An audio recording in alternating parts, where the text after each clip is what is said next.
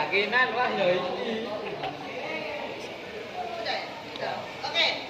Assalamualaikum warahmatullahi wabarakatuh. Oke, anak-anak, hari ini kita sudah melakukan pembelajaran dengan baik ya. Jadi saya suka sekali hari ini OTR 2 banyak yang datang, banyak yang hadir hari ini. Tetapi tidak cukup hanya pembelajaran.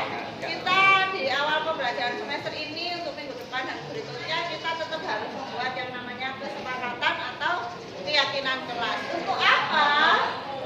Supaya nanti pembelajaran kita bisa berjalan dengan baik. Jadi kalau misalnya ada yang melanggar peraturan ini, oh ini kita sudah bisa kembali ke bulan kemarin kesepakatannya seperti apa. Jadi di galeri seni atau pembelajaran seni kita akan membuat keyakinan kelas.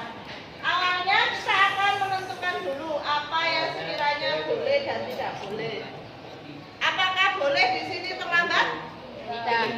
Tadi sudah saya jelaskan bahwa Anda sebisa mungkin tidak terlambat masuk.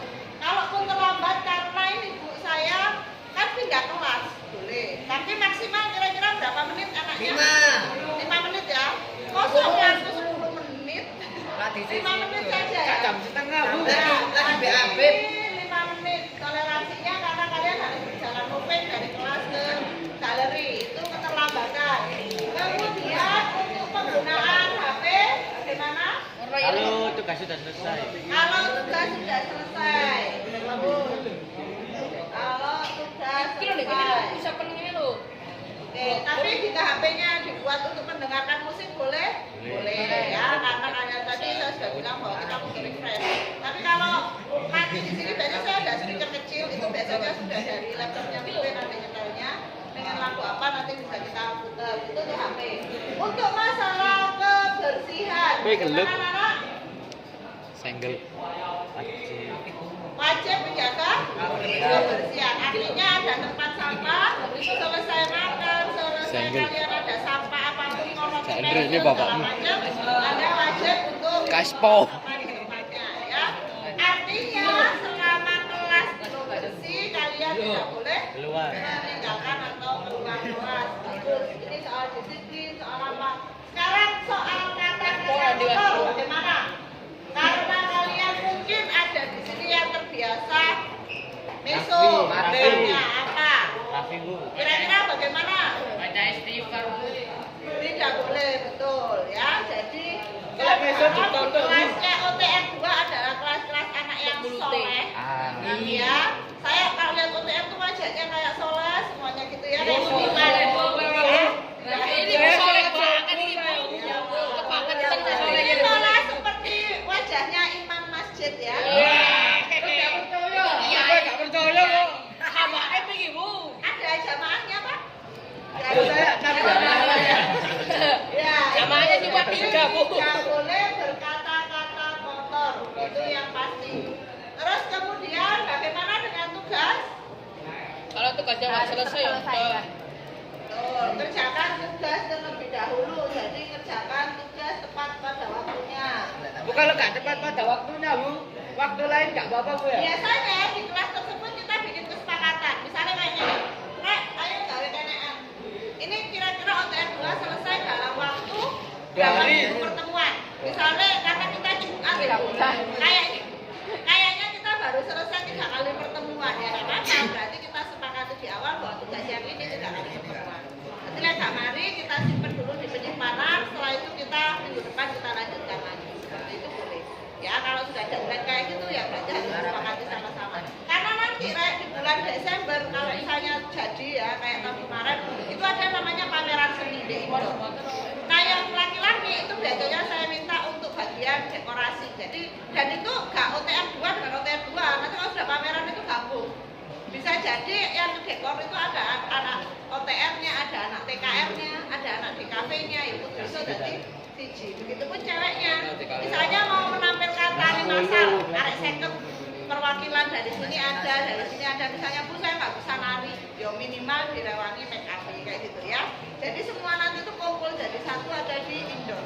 Nah ketika di indoor semakin kalian bisa banyak karyanya. Jadi kalau di saya itu sebenarnya santai. OTR 3 mau ini berapa kali pertemuan? Misalnya 1 bulan Bu nggak selesai-selesai, loh nggak masalah. 1 bulan nggak nggak selesai.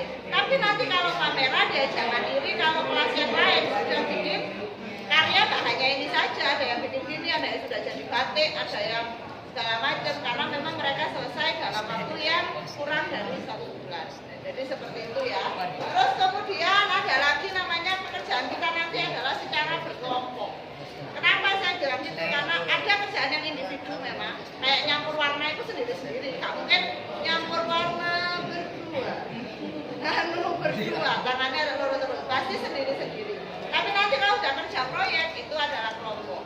Cuma di sini untuk kerja kelompok atau kerjasama itu tadi saya tidak menganjurkan kalian untuk kelompok itu milih sendiri, Bu. Kan milih sendiri aja. Senggel banget. Tahu nggak kebiasaannya anak kerja kelompok itu apa? Yang satu kerja, yang satu Ngopi. kerja.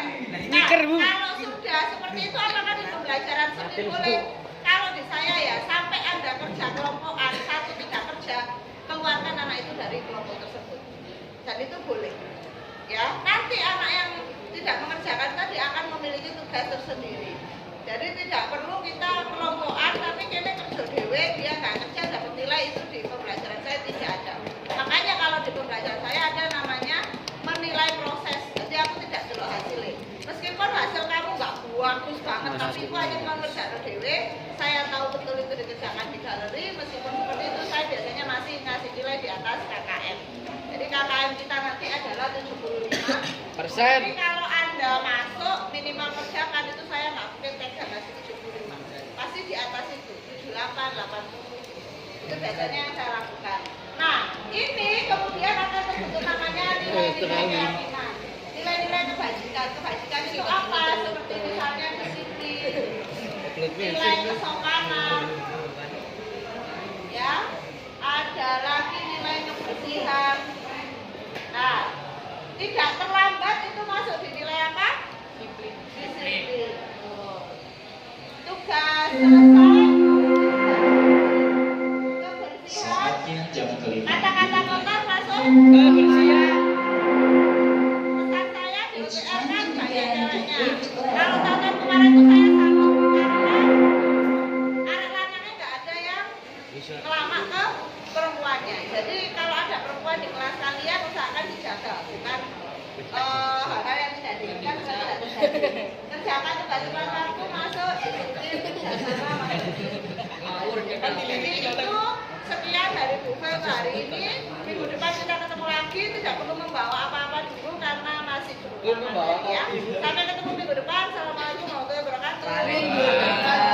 Warahmatullahi wabarakatuh. Olahraga coy. Baik, assalamualaikum warahmatullahi wabarakatuh. Ya, perkenalkan Bu Rifa, sudah kenal ya.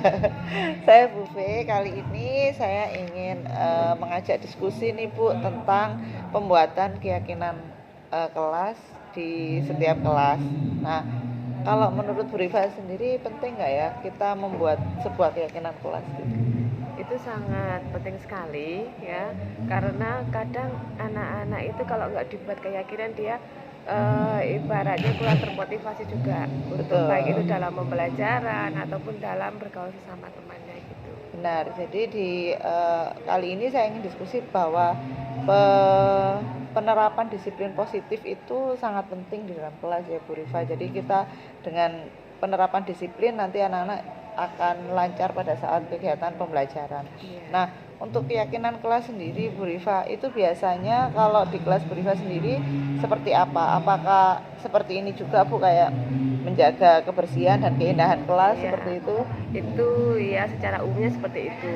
Tapi juga saya tambahkan karena selama pembelajaran dari beberapa tahun sebelumnya itu pengalaman saya kalau terutama untuk penggunaan HP. Ya. Nah, penggunaan HP itu kan kadang anak-anak menggunakan tidak untuk pembelajaran pada saat KBM. Nah, di kelas yang saya ajar pada awal masuk pembelajaran sudah saya buatkan untuk kesepakatan. Oke, berarti penggunaan HP ya Bu. Iya. Penggunaan HP, lalu biasanya kita kebersihan kelas ya. Kebersihan kelas. Terus berkata-kata yang baik. Oke. Apalagi kalau saya kan ngajar proyek IPA, di situ kan setiap anak ya biasanya proyek itu dilakukan secara berkelompok. Nah kadang itu ada satu anak yang tidak membawa alat ataupun bahan. Nah di situ ada kalau nggak bawa alat dan bahan itu tidak akan terlaksana. Ya. Makanya untuk kerjasama sama ibaratnya disiplin dan peduli dalam satu kelompok tersebut gotong Dan royongnya. tidak terlambat ya Bu ya, tidak Ya. terlambat Untuk masuk kelas. Ya. Baik, dari beberapa kegiatan ini bisa juga dimasukkan sebagai nilai-nilai kebajikan ya Bu. Jadi seperti penggunaan HP ini berarti berhubungan dengan disiplin, terus kemudian kalau kebersihan, berkata-kata baik ini kesopanan ya Bu ya. Nilai kesopanan, kerjasama, gotong royong, tidak terlambat itu juga disiplin.